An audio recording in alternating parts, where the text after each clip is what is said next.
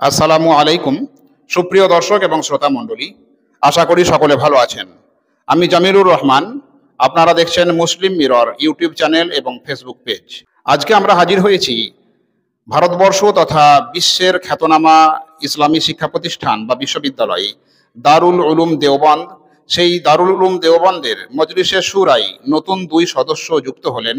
কারা সেই সদস্য এবং কাদের পরিবর্তে তারা যুক্ত হলেন সেই খবরটা আমরা দেখে নেব এখন। দারুল উলুম দেওবন্দের শুরা কমিটির গুরুত্বপূর্ণ বৈঠক অনুষ্ঠিত হয়েছে। এতে প্রতিষ্ঠানটির ভবিষ্যৎ রূপরেখা, সাংগঠনিক শৃঙ্খলা এবং নেতৃত্ব অবকাঠামো নিয়ে গঠনমূলক আলোচনা হয়। শুরা কমিটিতে নতুন করে 2 জন সদস্য যুক্ত করা হয়। গতকাল অর্থাৎ 5ই আগস্ট দেওবন্দের সদর দফতরে এই বৈঠক অনুষ্ঠিত হয়। বৈঠকে শ্রদ্ধাভরে স্মরণ করা হয় ভারতের 2 জন প্রবীণ ও প্রজ্ঞাবান আলেমে দিনকে, যারা বহুদিন ধরে দারুল উলুম দেওবন্দের শুরা সদস্য হিসাবে জ্ঞান, বিচক্ষণতা ও দিনদারিতার আলো ছড়িয়েছেন। তাদের ইন্তেকালের মাধ্যমে যে শূন্যতা সৃষ্টি হয়েছে তা নিঃসন্দেহে অপূরণীয় বলে মনে করেন মজলিসে শুরা।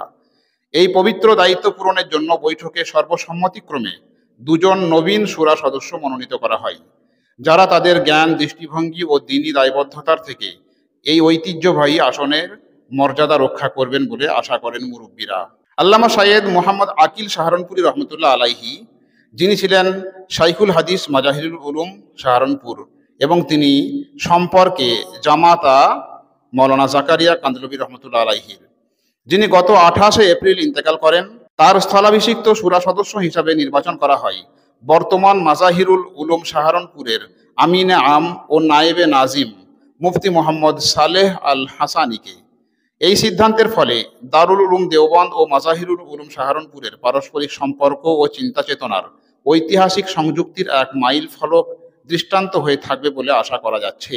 খাদিমুল কুরআনি ওয়াল মাসাজিদ আল্লামা গোলাম মোহাম্মদ উস্তানবী রহমতুল্লাহ আলাইহি, যিনি সাবেক মুহতামিম ও শাইখুল হাদিস জামিয়া ইশাআতুল উলুম আক্কালকুয়া, মহারাষ্ট্র, ভারত, এবং সাবেক মুহতামিম দারুল উলুম দেওবন্দ, ইউপি, যিনি প্রচলিত কওমি ধারায় আধুনিক শিক্ষার সমন্বয় ঘটিয়ে সারা ভারতবর্ষে ইসলামী শিক্ষার বিস্তারে অসামান্য অবদান রেখেছেন।